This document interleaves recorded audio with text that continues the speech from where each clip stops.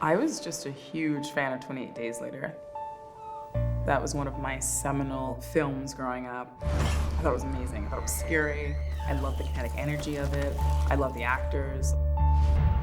It was such a ride and such an experience, and there was obviously such craft in the directing and in the screenplay. And so I think on every level, I just admired the film. And so when I got the chance to direct this, I could not say no.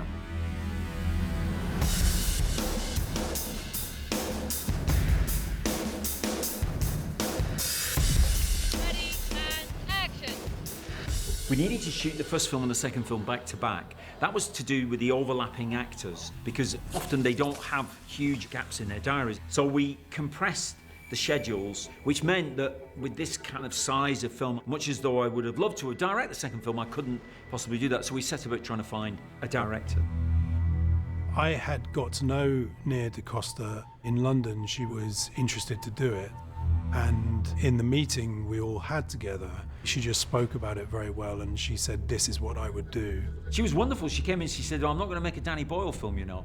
And that was the right thing to say, straight up. So she said, I'm going to make my own film, and you thought, absolute respect. Danny is a highly experienced, very highly regarded director, and I think most people's instinct would be to say, I'm going to try and do what you do. And she didn't do that at all. So that was impressive, and it was smart. This script is very different from the first movie anyway, so it actually lends itself to a different approach. And I also saw, because it's a different film, like the places where I could really put my imprint on it. So my conversations with Alex were, I love the script so much. You know, can we do, I think there were like a couple of scenes that I asked for to be added to the script. But once that happened and once the script was locked, I was like, this script's amazing and this is what I'm shooting. Thank you.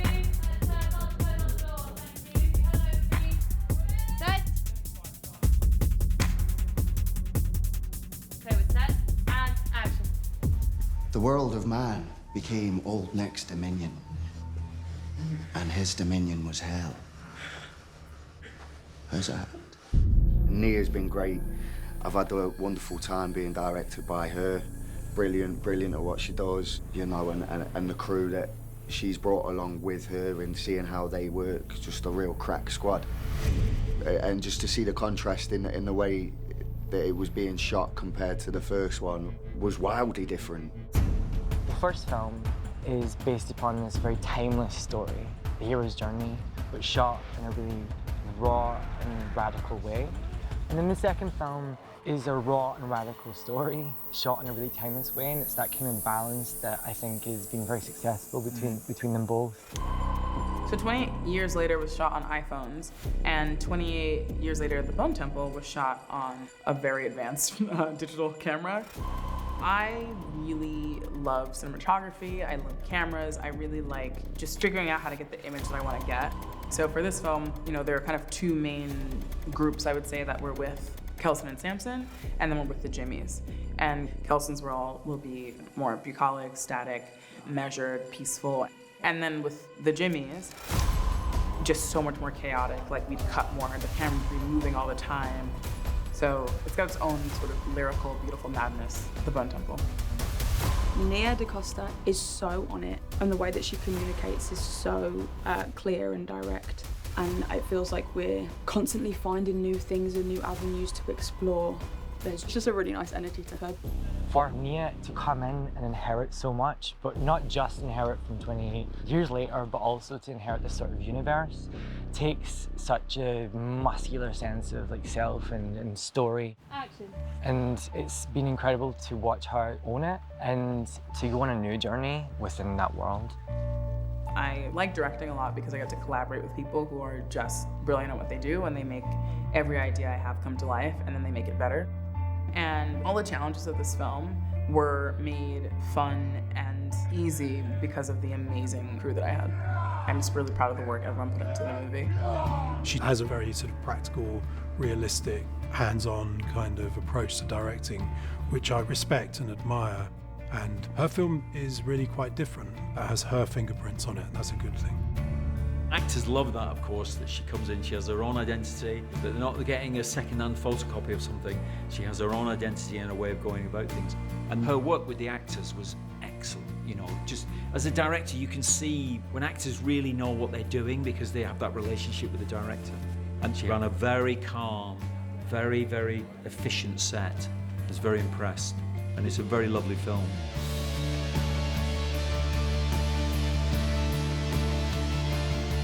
I grew up with the first film, 28 Days Later. Danny Boyle is hugely important to me as like my filmmaking journey, becoming a director, deciding I wanted to be a director. His films were a part of that journey for me.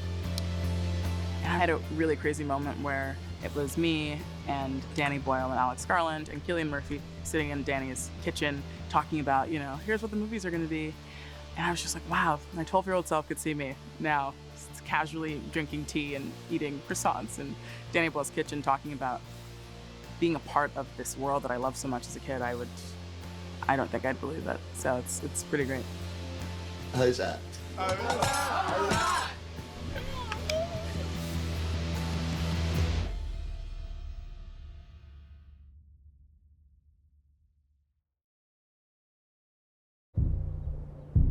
We have two main characters that are driving the narrative in The Bone Temple. One is Dr. Ian Kelson, a humanist, a man who is compassionate. And then Sir Lord Jimmy Crystal, he's psychotic. He hasn't developed empathy with him. Evil has prevailed. In a world like this where everyone's fending for themselves and the societal structures don't exist anymore and you have to find a way to make your own, some people choose anarchy and violence and craziness, and some people choose humanity and love. And the movie is really about that, these two separate journeys and how they intertwine.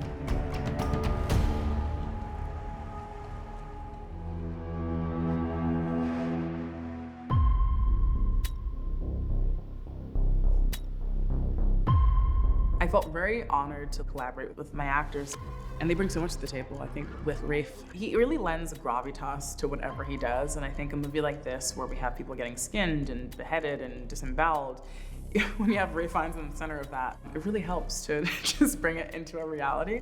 And for me, as a huge fan of his for years, being able to work with him and learn from him was really special.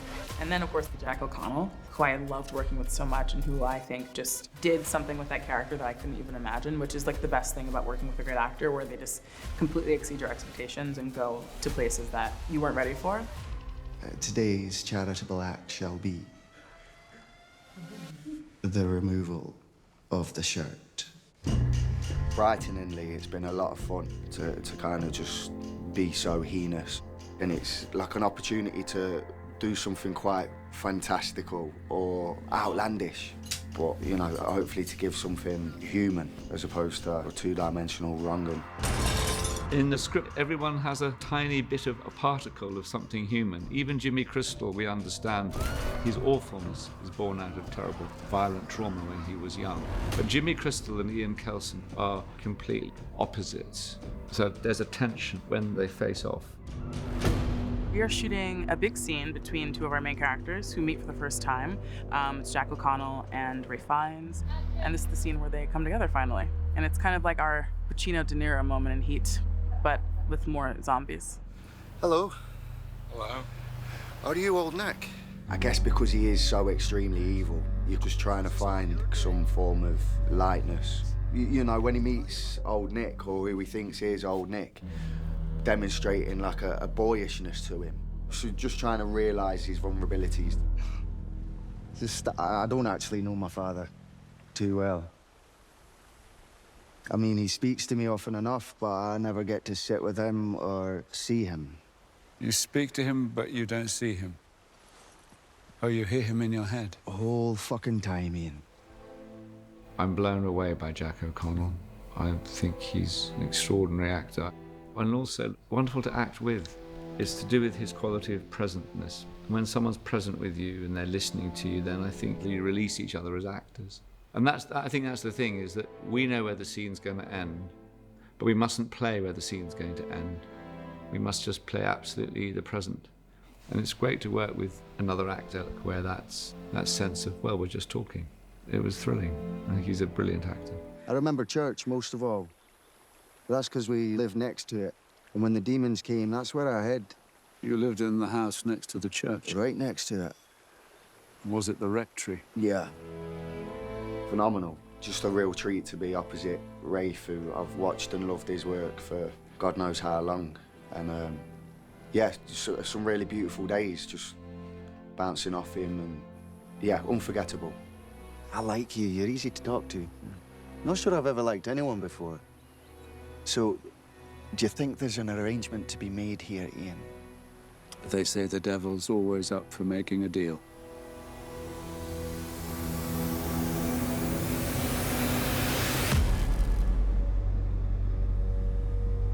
There's a scene I read in the script that made me feel like this could be absolutely mad, or it could be amazing. And because of the collaboration between every single department, it became this just amazing, amazing scene that I'm so, so proud of. We have dance, we have music, we have special effects, stunts, and then we have Ray Fiennes in the center of that. The climax of the film is such a crazy scene, sort of physical, ritual, dance-like thing. We shot that number, if you like, that performance over a number of nights. It was wild. To see Rafe just turn up already with the goods, you can tell he put the work in long before rocking up onto set that day. It just kind of makes you go, okay, fair play. That's the standard. He just knocked it out of the park every time. Rafe was great. Rafe was so down for anything, like figuring out what distance up the spire can he go where he doesn't have to be on a wire. And Rafe was like, I'll go to the top. And we're like, sir, we can't just like risk your life, you're a national treasure. He was so game and brought so much to that scene. Just to be around a great performance is often a real pinch yourself moment. And then the cameras will turn around at some stage and they'll say, okay, react to that. You just go, yeah, not a bother. No sweat. I mean, it's absolutely mental. It's insane. Like, but that's what was so exciting about it. And shooting it was super fun. I just think it's really special, and it turned into like one of my favorite scenes in the film.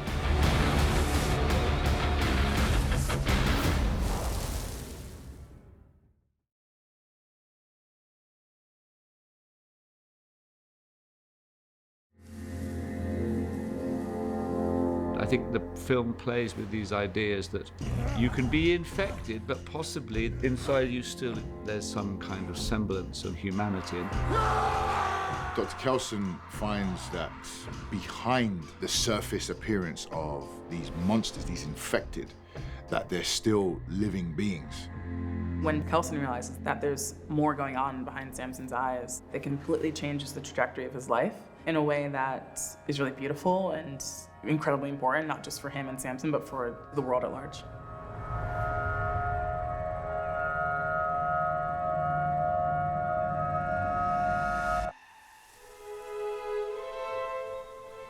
What jumped off the page between Samson and Kelson? The first thing that came to mind was, it was a love story, effectively. That's how I interpreted it, is that, you know, you have the character of Dr. Ian Kelson seeing this monster, but seeing so much more within it, seeing an opportunity, taking a risk. Ian Kelson succeeds in slowly getting this violent, infected person who's designed to be destructive to reveal his humanness. It's a very unlikely duo. I feel like there's a Dr. Frankenstein and Frankenstein's monster kind of story there, in that Samson has more to offer. We see him with more of a consciousness and a desire to learn more about himself. That role is really hard because you have a huge journey from being completely terrifying to the sort of soft, beautiful, like kind person that Chai himself is. And I think his unique temperament really helped him and us get through building Samson. I just love this so much. Everything, every challenge, every obstacle is part of that process of being in love with it. I mean, the makeup is challenging, but it's not difficult. I think at first, the tests took longer because we were still kind of discovering it. So I think we started at like 8 hours, but I think we got it down to like 5.5 hours. The prosthetics team are incredible. The hair and makeup team are incredible. And everyone loves the job and everyone loves being around each other. And I'm grateful to them because without that energy, I don't know if I would have been able to give as much as I gave. It was just genuinely like a joy. Like every day he comes on set, like great energy, big smiles, hugs. Everyone's already laughing and like just so happy when he comes on, even though he's completely, you know, like naked with a prosthetic penis. It just becomes normal after a while because he's just like chill. I've been pretty much most of the year playing this character, embodying this character. And it actually feels like a part of me now, and I've spent so much time with an absolutely amazingly adorable crew on both pictures. And then, of course, the incredible Ralph Fiennes. I want you to have lasting peace, Samson. And I think you want to have peace too, and that's why you've become friends. Good friends. That scene I really love. I love what Rafe's doing. I love what Chai does. And it was so beautiful watching him and Rafe and their relationship develop and grow. Like the scene where Kelson's just like dancing and Rafe did a couple takes, then eventually he just went over to Chai and started picking him up and was like, you know, they were dancing together and we were like, what the is going on? And so many of those actions and ad-libs that Rafe did that aren't in the script have ended up in the film. It's just small things that make that relationship so much more believable. He's a wonderful character, and I think he's a sort of beacon of hope and the possibility for renewal. I think these films work at one level, they work as a thriller horror, but actually they're layered with all kinds of questions about what it is to be human. Were you lost and now are found? 28 Days Later does say, you know, humans are as monstrous as the infected, as these monsters. But I think this film, because we have an infected becoming human, I think this film is giving a lot of grace and saying we all have the opportunity to leave our monstrousness behind. And even though we have truly horrific, evil people in this film, I think it ends on a much more positive note. And it's a much more optimistic sort of worldview. I'm very, very proud to be a part of this. Like, I could not have imagined a better role to land. Team, that's a wrap on Chai Lewis-Parry. Thank you very much. It's sad to say goodbye to this experience, but to be part of the franchise in such an impactful way, you can't really top this. I mean, he is ultimately the great last hope for humanity.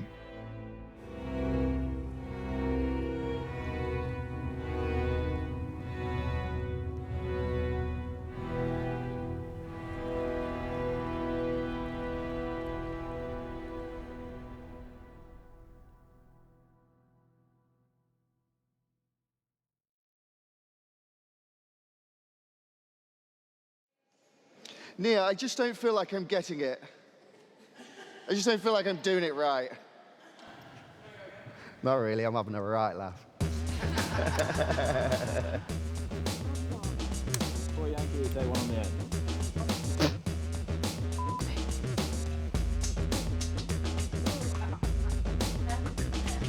How's that?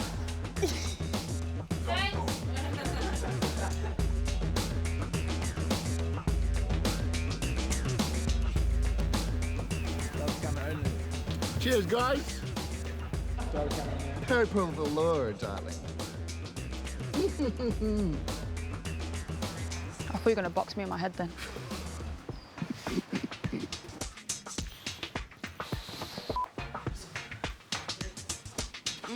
Enter him. Fantastical. Sensational, Jemima. Jemima, do the Dipsy dance. He's fine. He's not fake. It's Jimmy.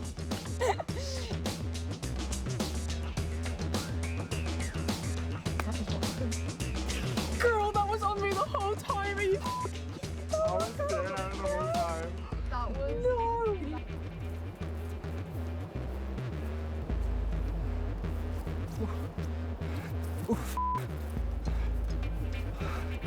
Hello. Old Nick. Where the is Old Nick?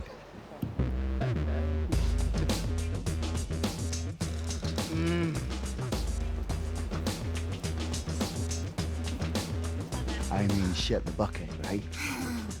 Shit the bucket. He's whispering now, on my lips, on my ear. I can feel his lips.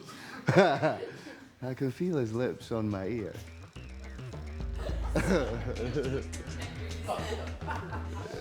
Was that me?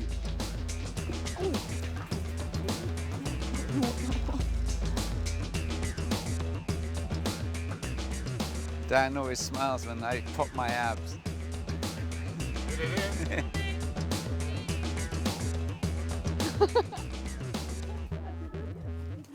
Sounds like it wouldn't sell.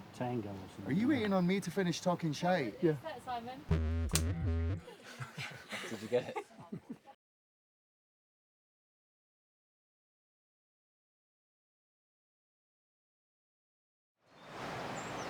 Farewell, happy fields where joy forever dwells. Hail, horrors, hail.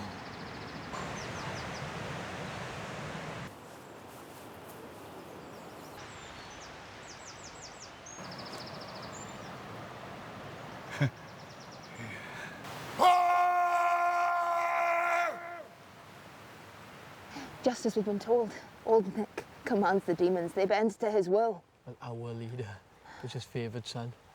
How lucky are we? It doesn't look too favoured to me.